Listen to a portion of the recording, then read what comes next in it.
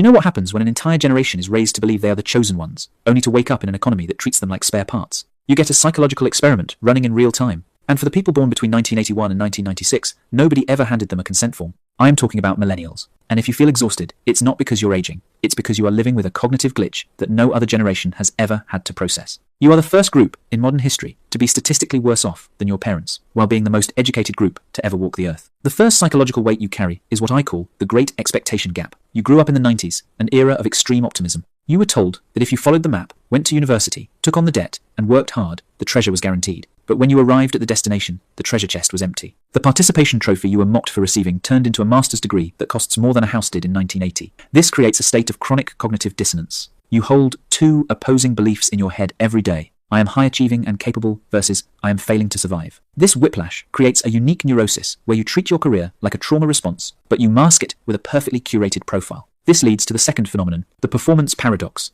You are the first generation that had to learn how to be an adult while simultaneously performing that adulthood for an audience that doesn't even care. You are essentially running a 24/7 PR campaign for your own life, but you don't have the budget to sustain it. You feel stuck in what psychologists call suspended adulthood. You want the marriage, the house, the kids, but your waiting room for this life is a studio apartment that costs $2,000 a month. You aren't delaying these milestones because you want to. You are delaying them because the entry fee keeps doubling. This creates allostatic load, a biological wear and tear on your body from constantly preparing for a future that never arrives. You are living in a state of permanent buffering. And let's talk about the criticism you face regarding loyalty. Older generations call you job hoppers. Psychology calls you adaptively resilient. You didn't kill the concept of company loyalty. The death of the pension killed it. You are simply applying critical thinking to a system that was never designed to be questioned. You realized early on that in a gig economy, loyalty is a luxury you cannot afford. You are not entitled. You are rational. Finally, you are dealing with schema disruption. This happens when your core belief about how the world works is shattered. You were taught that the world was fair. You still want it to be fair,